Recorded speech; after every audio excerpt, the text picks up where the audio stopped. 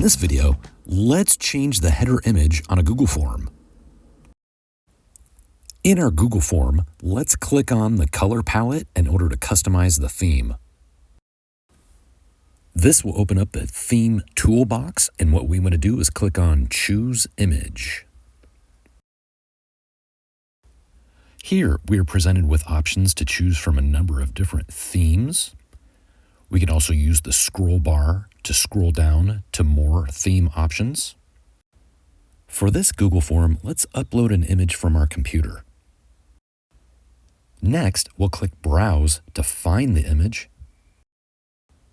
Once we find the image that we'd like to use, we are going to just double-click it.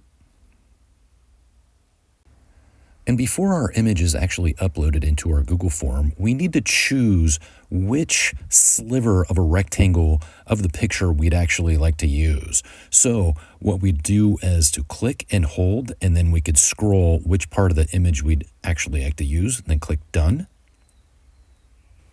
And now our image is being established in real time, and it's being saved automatically on our Google form.